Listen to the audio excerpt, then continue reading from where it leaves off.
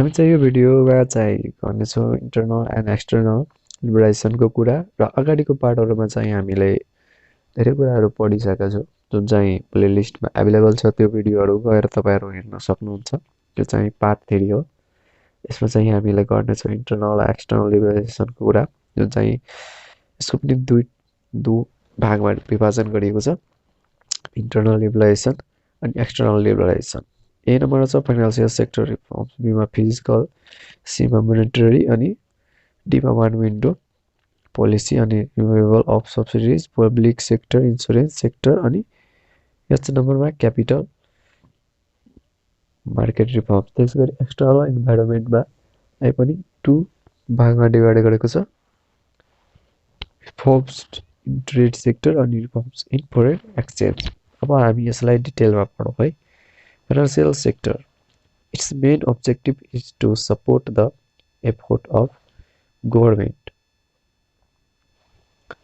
to create a sound market oriented financial system for microeconomics establish and private sector lead economic growth this view includes यसमा चाहिँ इन्क्लुडहरु डेटहरु के छन् कुराहरु भन्नुपर्दाखेरि the banking sector is opened for foreign investment the commercial banks are allowed to accept current and fixed deposit regulation of investment rate in the which of the commercial bank त्यसैगरी restructuring NBL and RBB enactment of NRB Act 2002 Debt Recovery Act 2002 and Banking and Financial Institution at 2017 त्यसैगरी अब हाम्रो be नम्बरको थियो fiscal reforms this included tax reform strengthening and financial system regulation of interest rate and convertibility of Nepalese currency some of them are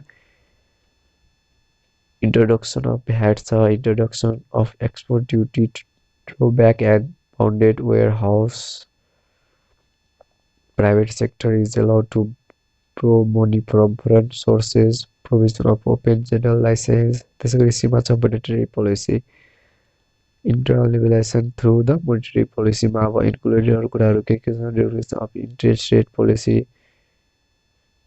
regulation of the foreign exchange rate determination policy privatization of public enterprises त्यसैगरी D मा छ one window policy it has been bought up to facilitate and provision to the businessman त्यसैगरी ई मा छ removal of subsidies F मा public sector reforms the government has been policy not setting up the new public जी मा छ insurance sector अनि capital market reforms the foreigners are allowed to investment त्यसैगरी हामी जाने अब external liberalization को first मा A number of reforms in trade sector in the yearly period of the 1990 trade policy has been changed from import substitution internalization policy to export leads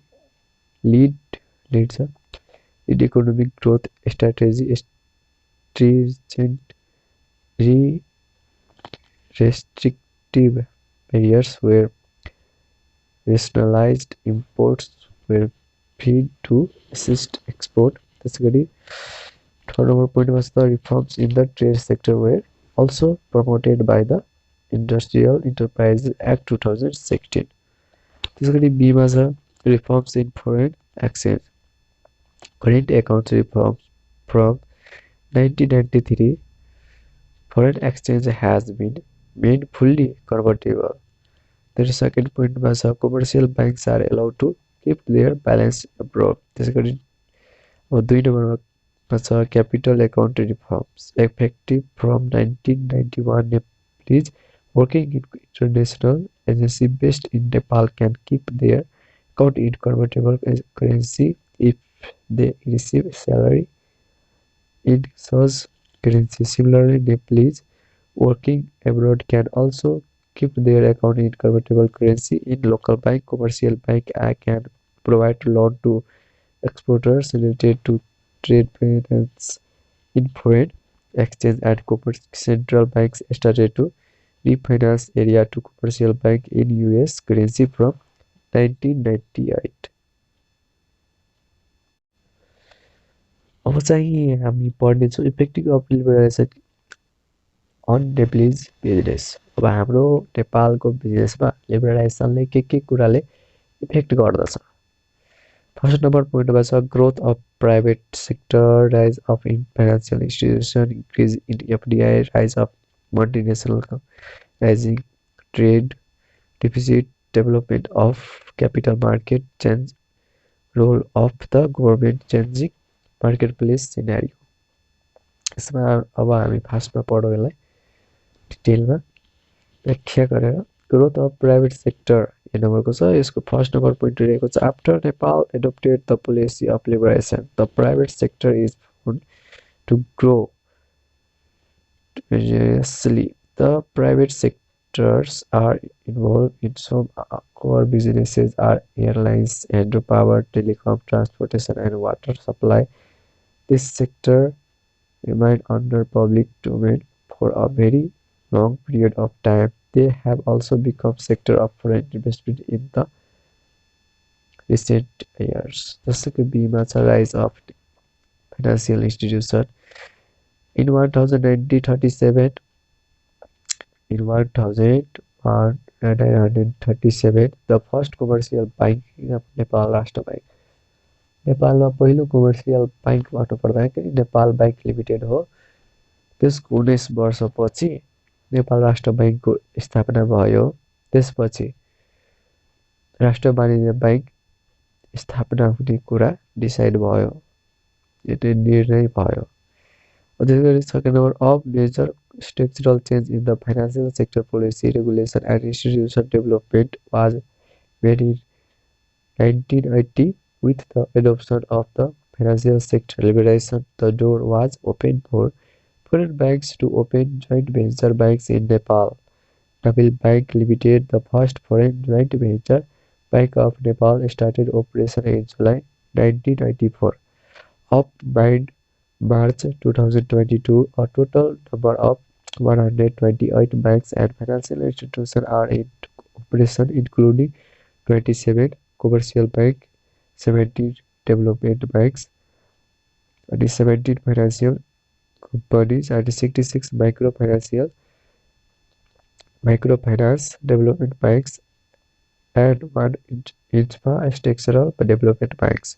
Similarly, 39 insurance company, 2 reinsurance company, and over the 30,000 cooperatives and deposit and credit guarantee fund, social security fund, employee provident fund, citizen investment trust, and postal saving banks are also in operation।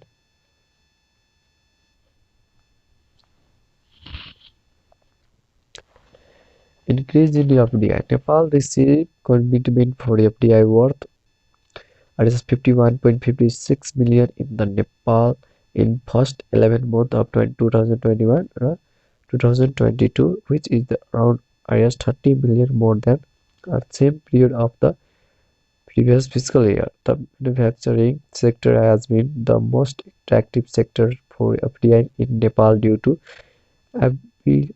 availability of low-cost manpower. The tourism has been the cheapest sector to investment due to the country's natural and geographical attractiveness.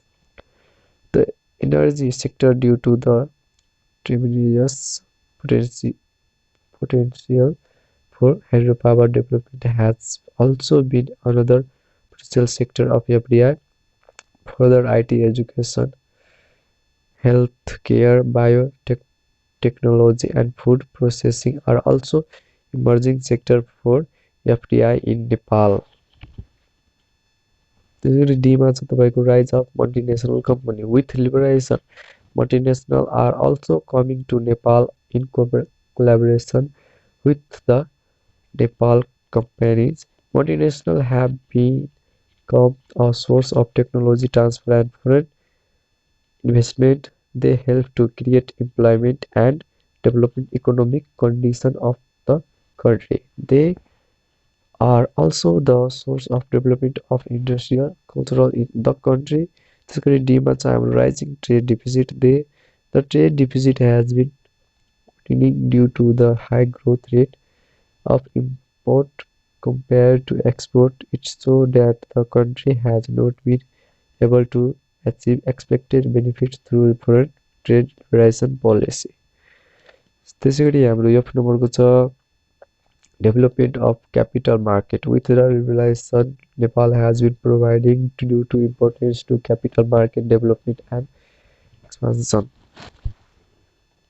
त्यसै गरी छ Security Board of Nepal has been regulating and monitoring the listed companies in Nepal.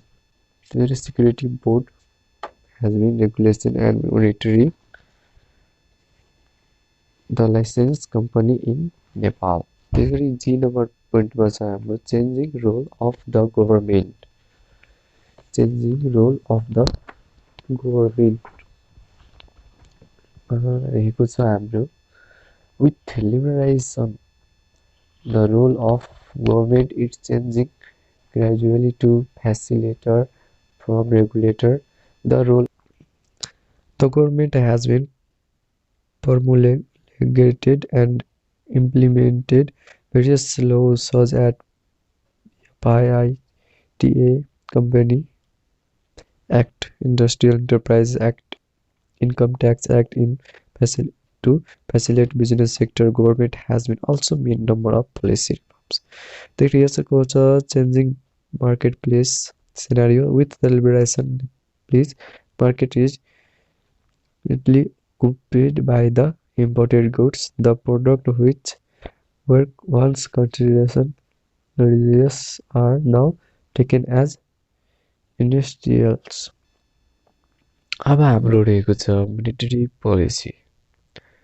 Monetary policy is an economic policy that manages the size of growth rate of the monetary supply in an economic. It is powerful tools to regulate macroeconomic variables such as inflation and unemployment. These policies are implemented through different tools, including the adjustment of the interest rate, purchase or sale of government securities, and changing the amount of cash circulating in the economy.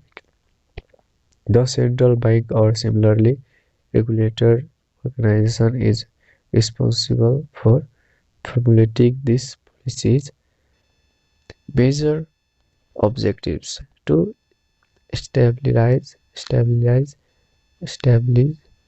the price level, since fluctuations in price bring uncertainty and stability in the economy, to increase investment for full employment, to have rapid economic growth with stability, to maintain equilibrium in the balance of payment.